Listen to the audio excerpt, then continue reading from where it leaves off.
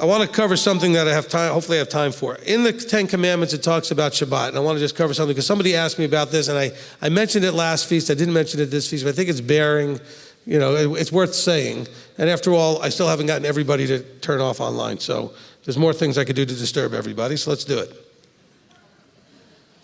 Well, I'm not following those guys anymore. Can you believe what Rabbi just said? Okay.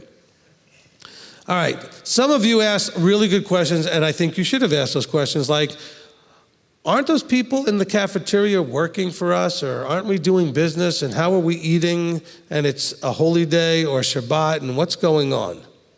Anybody have that thought? If you didn't, that's good, I guess, but I mean, most of you raised your hands.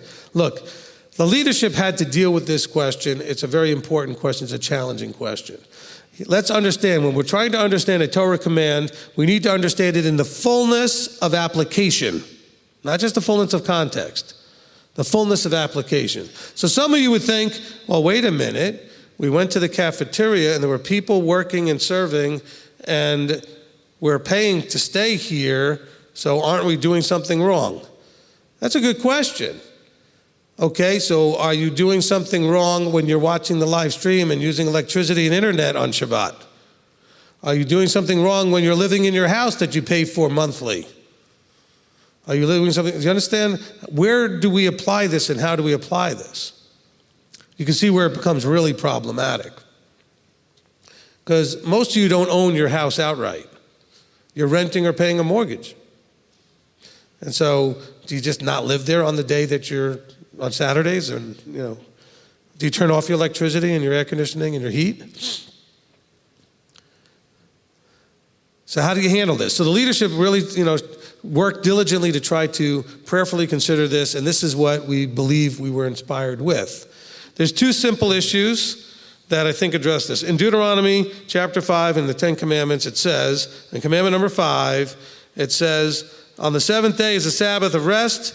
You do not do any work, you, nor your son, nor your daughter, nor your male servant, nor your female servant, etc. Okay, now, bear in mind that it says, your servant. What does that mean? In those days, that meant somebody that lived in your house, on your property, that you were fully responsible for. They depended on you for everything. They were fully under your authority. Whatever you said, they had to do. Is that the case here on the property? No. Is that the case with the people at the power company? No. They're not. So first, let's establish that these are not male servants and maid servants, as is talking about in the commandment. These people work for other entities, not you. Okay? On this property, everybody works for Ridgecrest. They don't work for m.t.o.i. Okay, we're a customer. We're not the boss.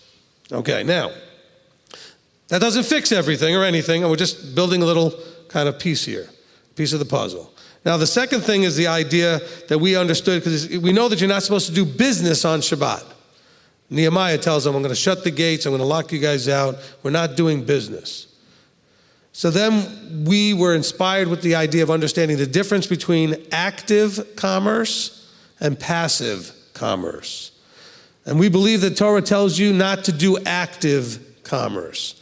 Active commerce is that a reasonable person watching you doing what you're doing would see you doing business. Like in other words, exchanging, doing business at that moment. So if you walked into a store on a holy day or on Shabbat, or if you were at a restaurant on Shabbat, an average, normal, reasonable person would assume you're spending money and eating and buying and paying for that thing that day. Because somebody said, well, what if I got a Groupon? I paid for it in advance. Doesn't matter. The person in the restaurant doesn't know that. The reasonable person is going to see you looking like you're doing business on Shabbat. Now, when you stay at a hotel and you're there and you show up on Friday and you're leaving on Sunday because you're doing something for the weekend for some reason somewhere, do you leave on Saturday and not be there because you're paying for Saturday?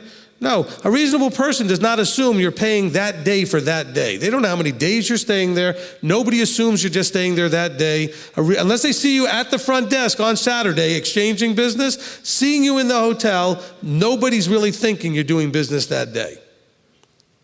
When you're living in your house and you're paying rent or apartment or mortgage, nobody thinks you're running to the mortgage company on Saturday and making a payment. You pay the power company monthly.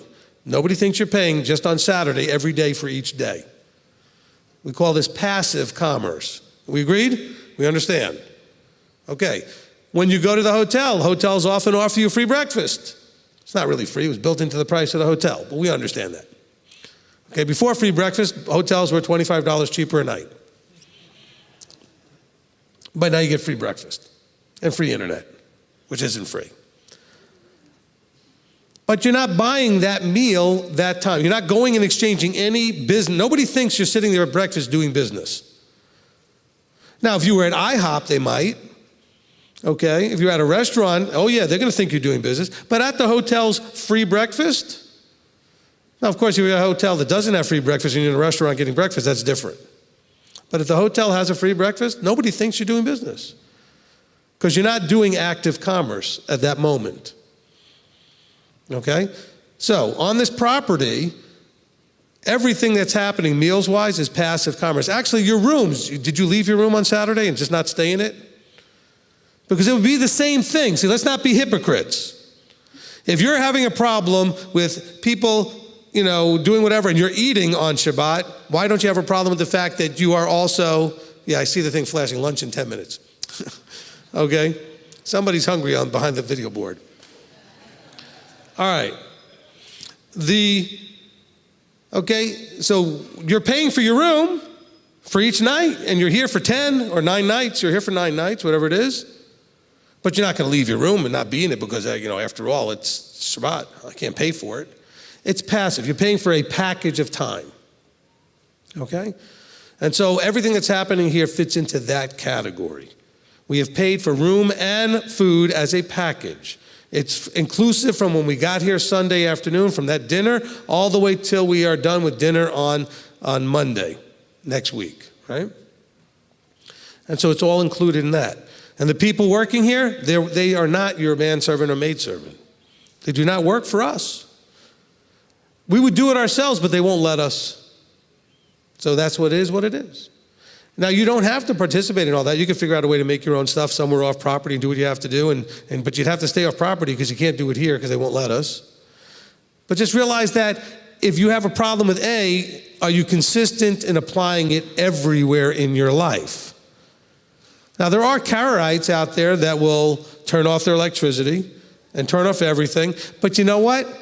I'm sure that nobody's ever challenged them about moving out of their house that they're paying for mortgage or rent on. Because they think, well, I'm going to just turn off the electricity. Oh, but you're paying for the place itself. Okay? Well, they'll say, well, we're not making somebody work at the electric company. Well, you're not. They don't work for you. They work for somebody else. They're working because somebody else is paying them. And they were hired by somebody else. Does that all make sense?